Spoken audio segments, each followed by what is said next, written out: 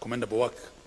I wish to, however, note that there is need to have sector forums outside the devolved function areas, including security and foreign affairs.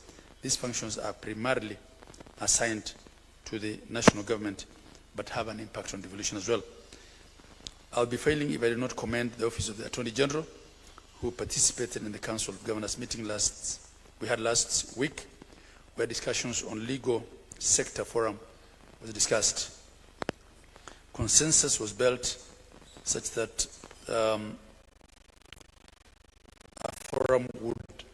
such a forum would avail an opportunity to address the legal issues and forestall disputes, as well as decongest the summit agenda. Your Excellency, we appreciate the continued efforts by the National Treasury to stabilize the equitable share disbursement schedule. However, there remains critical issues requiring summit direction.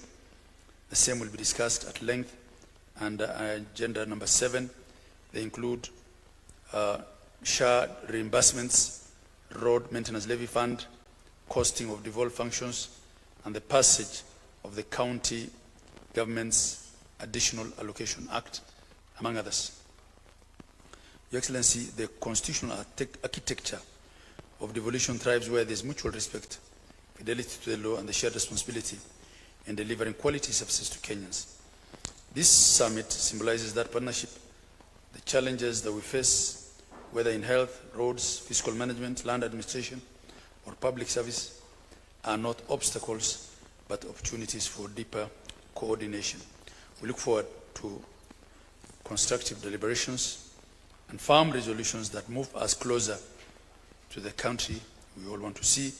On behalf of the 47 governments, I wish to reaffirm our commitment to national unity, equitable development, and the principles of cooperative governance. We stand ready to work with all the national institutions represented here today to advance the constitutional vision of a prosperous, inclusive, and a devolved Kenya. Thank you, and I look forward to the discussions ahead. Thank you, Your Excellency. Mr. Deputy President and Chair of IBEC.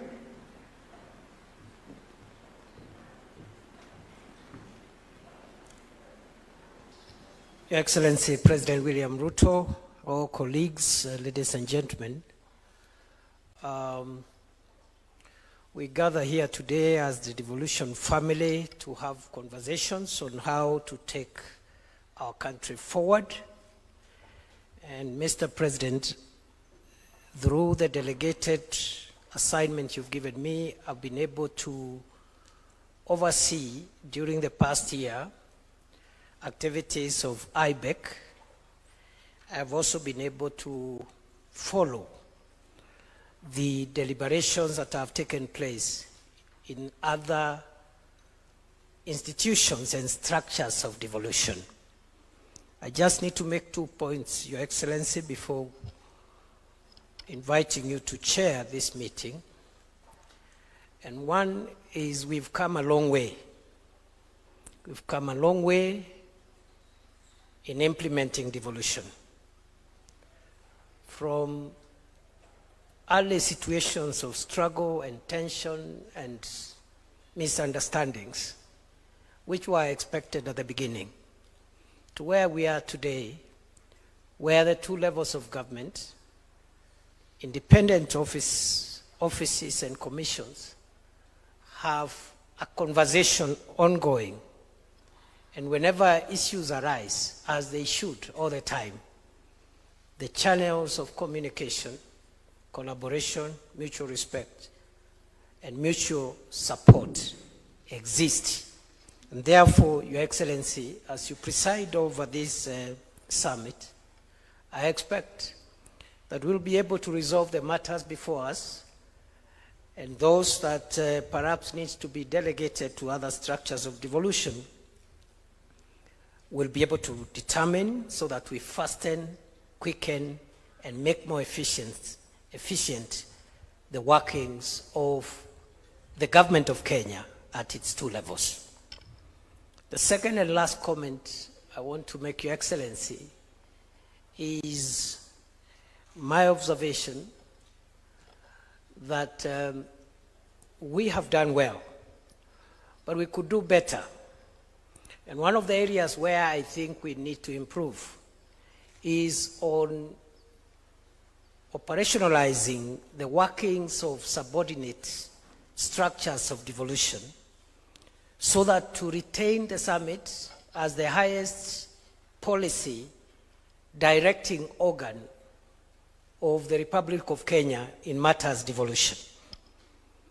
And Your Excellency, I have experienced and observed that, for example, the sector forums which are established by law, which are supposed to canvass matters devolution at sector level, roads and transport, health, agriculture, and so forth and so on.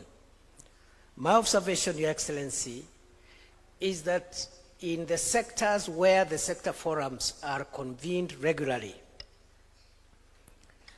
most of the issues have been dealt, and many issues have been resolved without them having to be referred to the summit. And I want particularly to commend the health sector forum, followed by the agriculture sector forum, and in the same vein encourage all the other sector forums, as we discussed and passed in the last IBEC. All sector forums must operate optimally, regularly. And we have taken the decision, Your Excellency, during the pre-summit meeting, which was held on 27th of October 2025, that we will spare the summit from operational issues that can be dealt by either IBEC or other structures of devolution, including sector forums, where the two levels of government are efficiently and optimally represented. I therefore want to call upon the sector forums that are not operational to do so effective January, so that going forward we spare the summit for policy direction on issues that cannot be resolved at other levels, and the rest of the time we can spend bonding and taking photographs and encouraging ourselves to work together going forward, as opposed to coming here to deal with operational routine issues from one sector to another. And we have as many as 18 sectors. The meeting, the summit becomes cumbersome, inefficient, and reduces the stature of this very important forum. With those many remarks, Your Excellency, I want to reaffirm my commitment to support you as you help run our country. And I am grateful to the Council of Governors through Chair Hamid Abdullahi and the team for the support they continue to give me as your deputy in the running of IBEC, and also in the running of other matters devolution.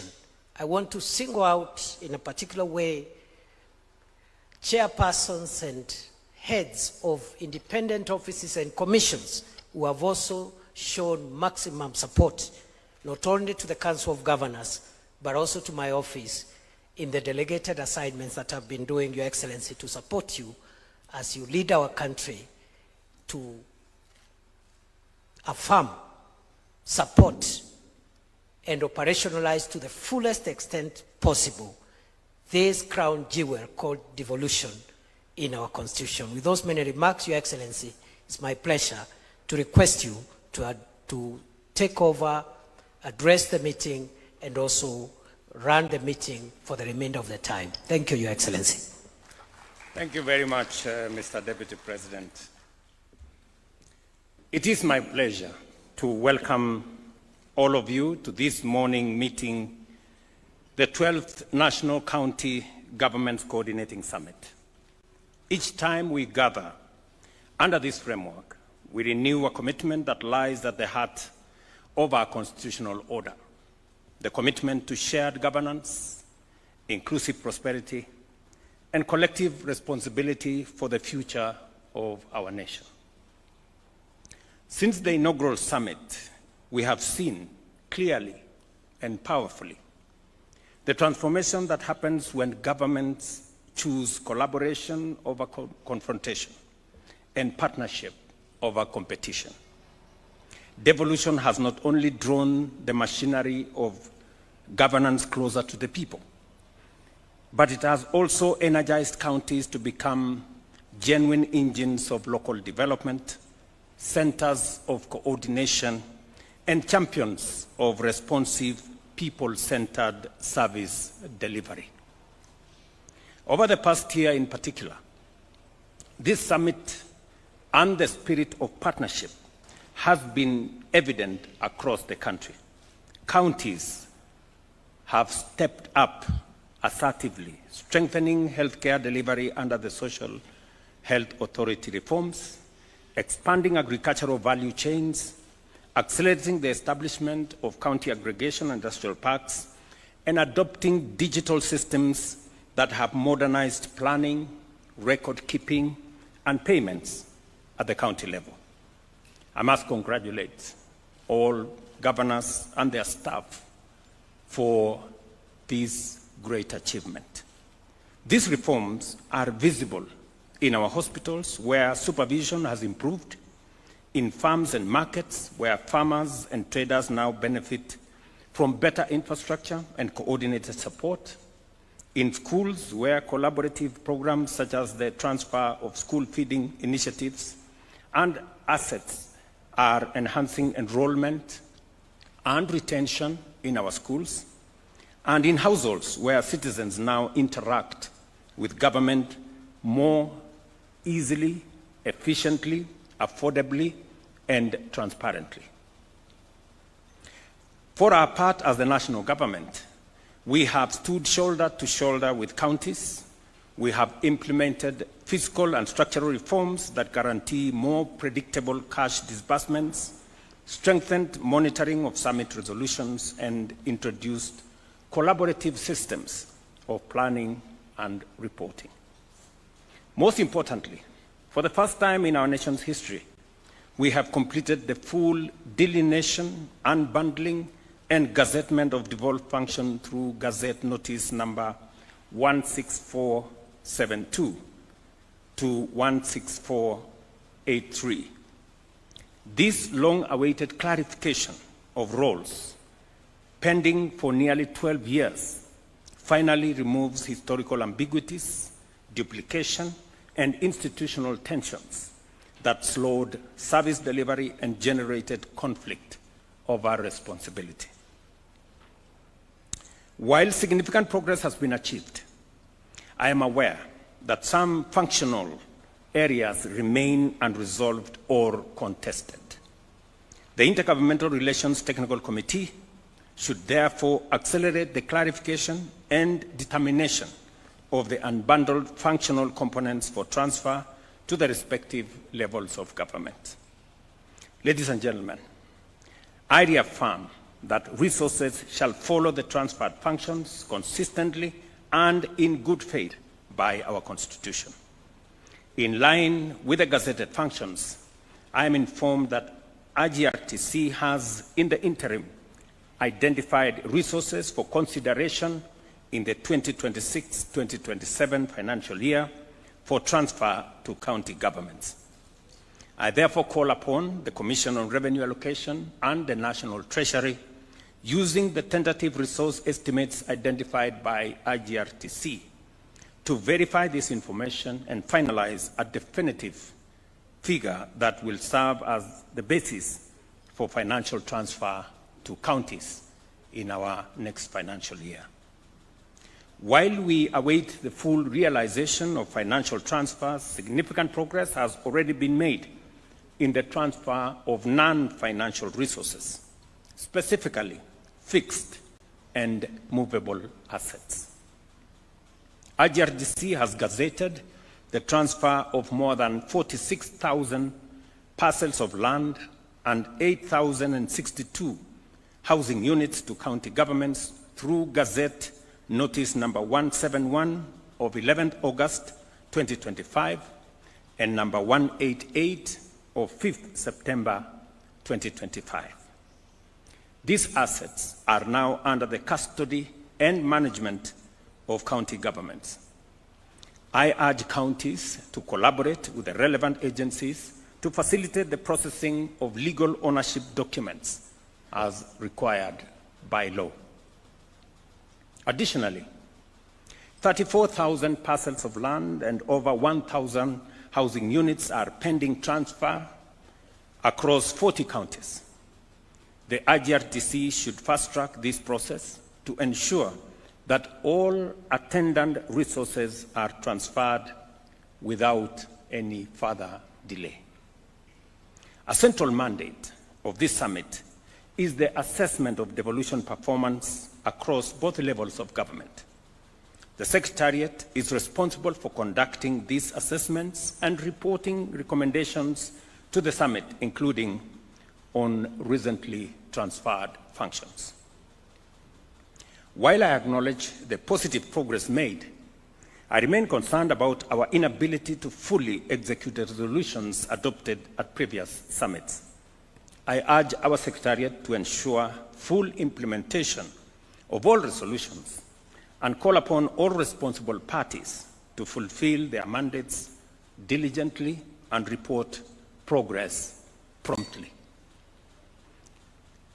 At the last two summit meetings, a resolution, for example, was passed to review the Intergovernmental Relations Act to legally entrench the Council of Governors Secretariat and strengthen IGRTC.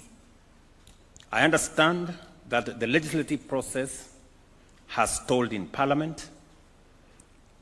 I request the Speaker of the National Assembly to intervene in consultation with the Senate to resolve the challenges affecting the amendment bill's progress and ensure that intergovernmental relations institutions receive the legal support required to perform their functions effectively. As we reflect on the commitments we made to the people of Kenya, it is satisfying to observe the significant progress achieved in the last 3 years. A cornerstone of our transformative agenda has been the housing program that not only includes housing, it also includes construction of markets, institutional houses, and also hostels for our students.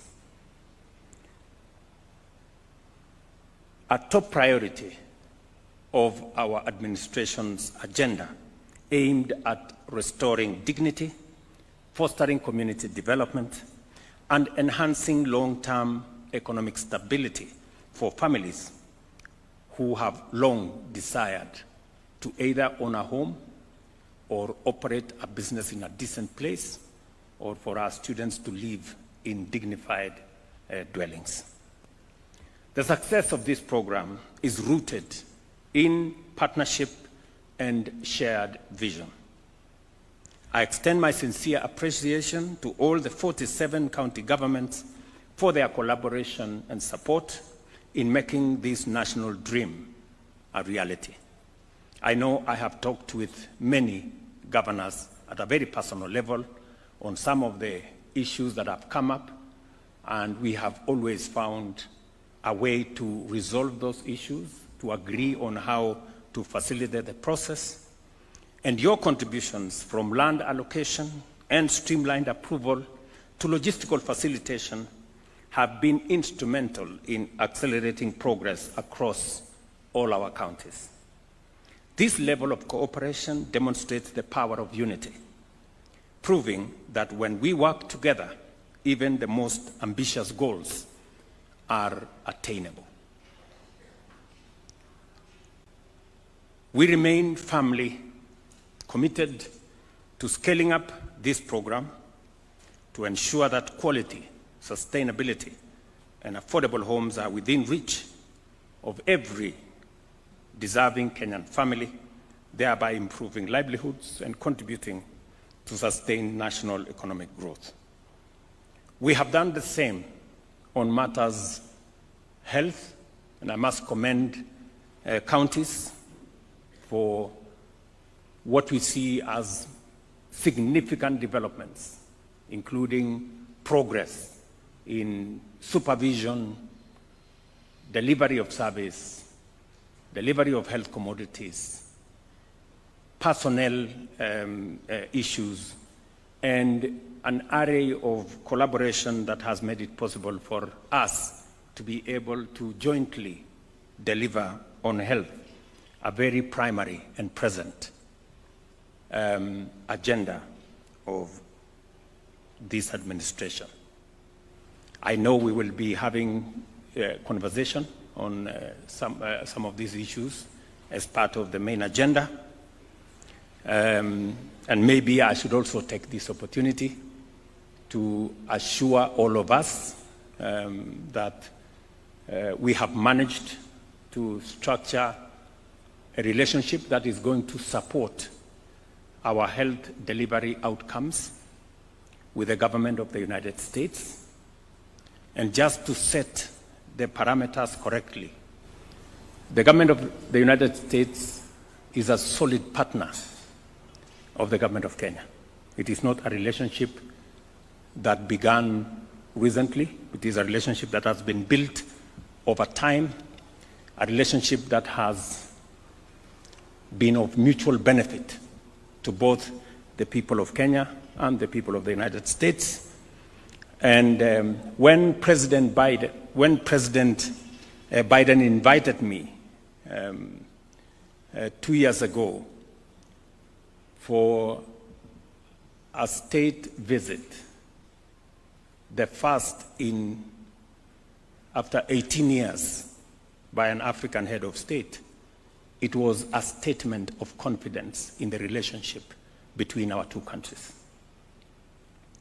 When President Donald Trump invited me also alongside other colleagues from our region last week, we did agree between the two governments that much as we were going to sign one of the most consequential agreements on peace and security in our region, it was also necessary for us to further consolidate the relationship between the United States and Kenya by signing an agreement on matters health.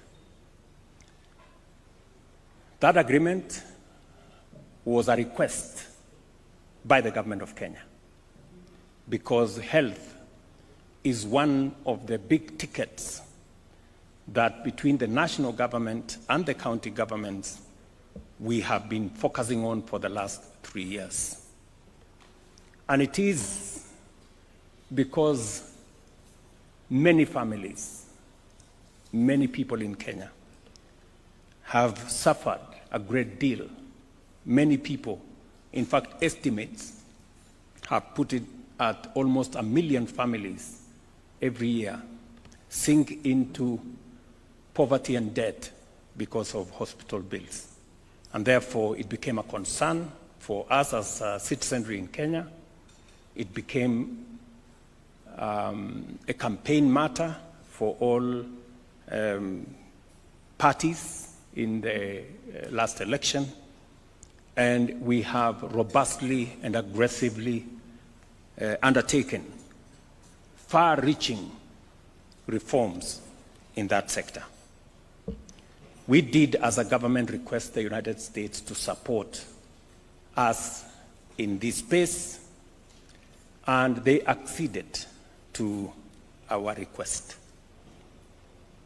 And when I got the invitation, I did propose that maybe that was a good occasion to sign off on the agreement that we were discussing. The government of the United States did send in officials from Washington to come to Kenya. We did undertake the negotiations. I must commend C.S. Duale, P.S. Oluga, and the teams at Ministry of Health for working overtime with the support of the Office of the Attorney General to finalize on that agreement and to facilitate the signing of that agreement on my visit to the United States last week. For the people of Kenya, the United States is supporting Kenya with $1.6 billion, which is just over 200 billion shillings over the next 5 years in the health sector, a sector they have been supporting for a long time. In fact, the numbers show that the United States has spent $7 billion in Kenya on matters health over time. Let me also say that this facility is not alone. I have seen some comments whether we are contracting more debt. Just to assure the nation that this is not a loan facility. I have also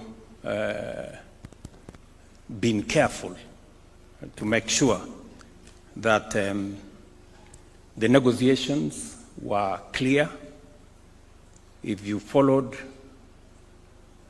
the United States Secretary of State, Marco Rubio, did state clearly that we have working institutions in Kenya. We did not become the first country to sign an agreement on health with the United States by default. We became the first country by design because we have the requisite institutions and we have the requisite human capital with the capacity to undertake any negotiation. I want to remind us, and I have said this before, and I will repeat it again, we have one of the best human capital anywhere in the world. We have simply the best human capital anywhere in the world. And therefore, the professionals we have at the Ministry of Health, the public officials and professionals we have at the Attorney General's office are as good, if not better, than those from anywhere in the world. And therefore, I am confident that whatever it is that we undertake, we are guided first and foremost by the interest of the people of Kenya. And I want to be very categorical that our goal is crystal clear.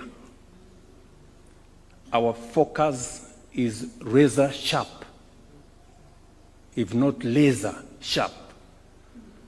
And our resolve and determination is that of steel on making sure that in every undertaking, we not only centralize the interests of the people of Kenya, but we pursue what is good for our nation.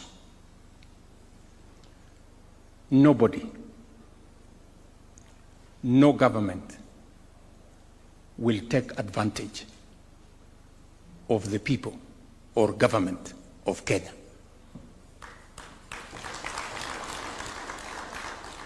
Let me repeat that again. Nobody and no government will take advantage of the people of Kenya as so long as I am president.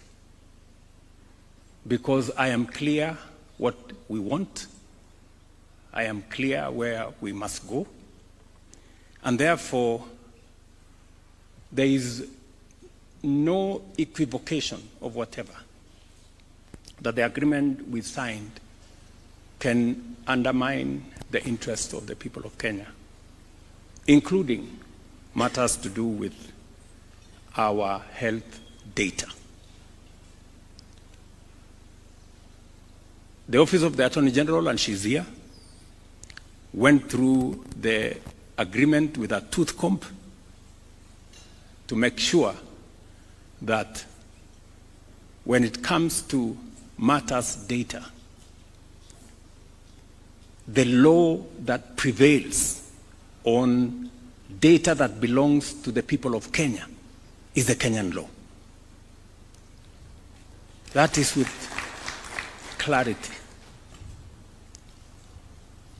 And I also want to assure us that knowing the United States, not just as a friend of Kenya, but as a viciously democratic nation, they will not allow their officials to take advantage of us or any other country.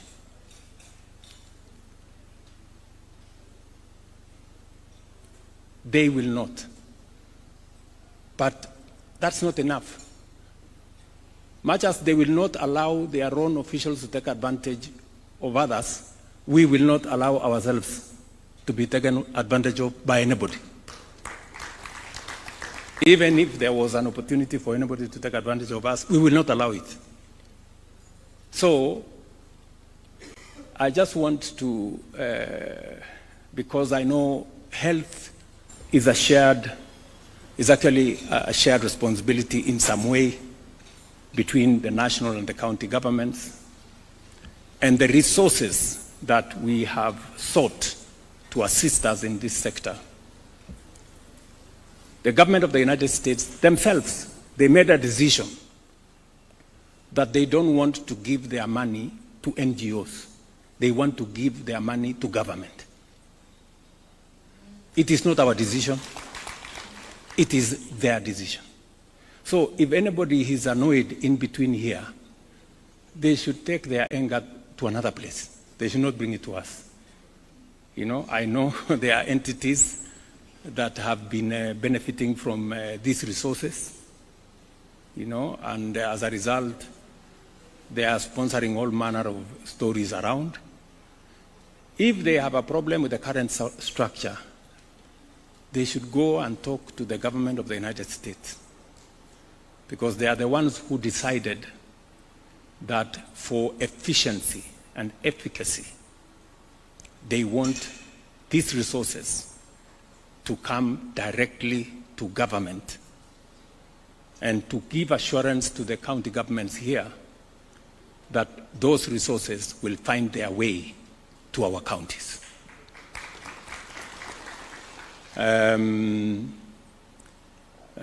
It is not me who said, it is the government of the United States that they did not want to continue funding the NGO industry. It is them who said. So, tafadhalini, please. Kama kuna mtu amekasirika kwa sababu, you know, walikuwa wanatengeneza pesa, sijui wako na maofisi kubwa kubwa, anaendesha gari kubwa. Sasa mnatuuliza nini? So I just wanted to clarify that particular point so that we are clear. And let me say this finally, that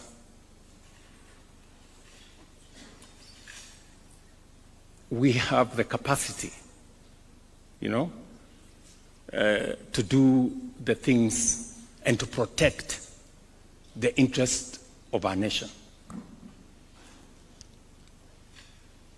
This agreement, when officials from the US flew in, they spent time with our officials very professional people, and they were amazed at the capacity that Kenya has. Some of the things that we do using our own public officials, others look for consultants to help them do it.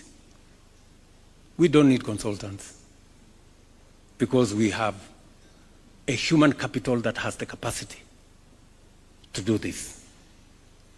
I wish we could believe in ourselves more than we are doing.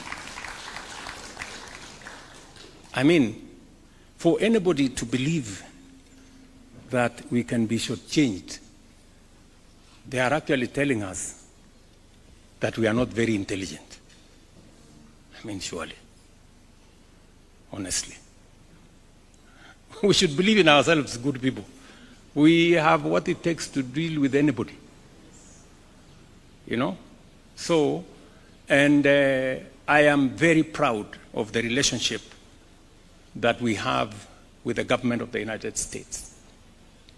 It's a solid relationship. Many would want to ask, what is their interest in our country? Every country has their own interests. We have interests as a nation. Others have theirs.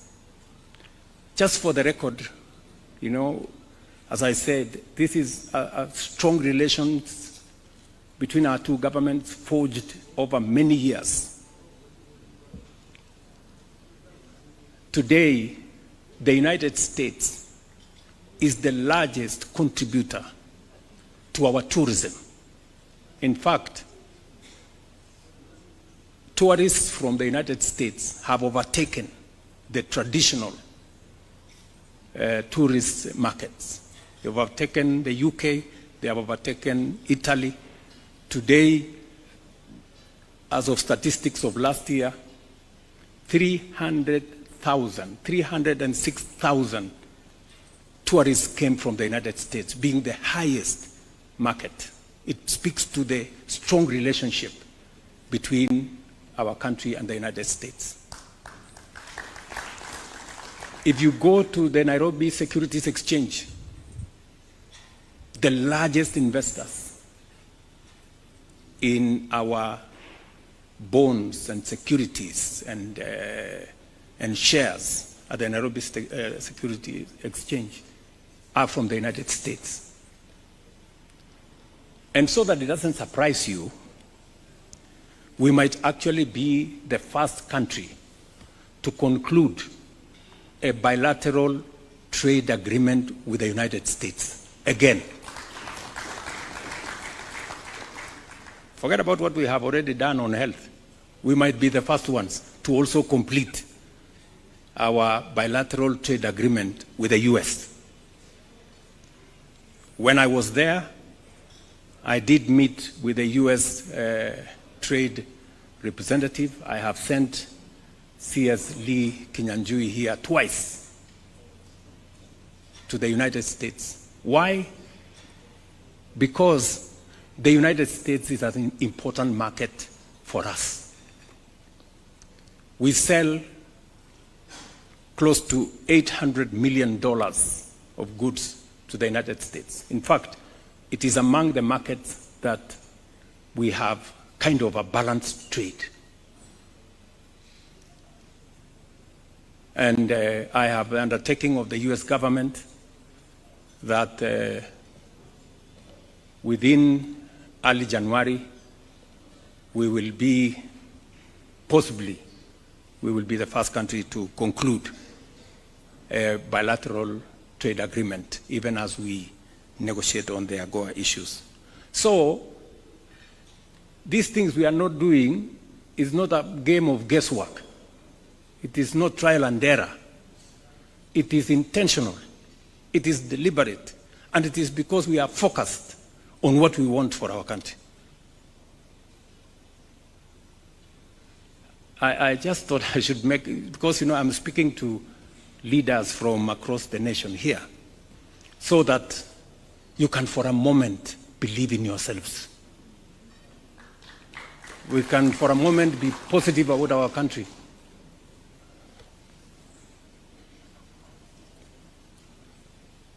We don't want to take advantage of anybody. And I promise you, nobody will take advantage of us. Nobody. And I don't think the United States, being the responsible friends that they are, would want to take advantage of us. There is a clear, demonstrable, documented, strong relationship between the United States and Kenya. Whether it is our defense agreements and support that we get from them, whether it is the agreement that we have signed on health, whether it is the tourist numbers that come to our country, or the trade that is going on between us and the United States, which, by the way, employs close to 50,000 Kenyans, just the trade with the United States, or the bilateral labor agreement that we are about to sign. It speaks to the strong relationship between our two countries. And it is in that context that we are engaged. As I conclude, I express my very deep gratitude to all governors, cabinet secretaries, the State Department of Devolution, and the IGRTC for your dedication. Let us sustain the spirit of consultation and partnership, and let us remain focused on our shared goal, a Kenya where every county thrives and every Kenyan feels seen, heard, and served as we deliver on the promise of devolution. I thank you.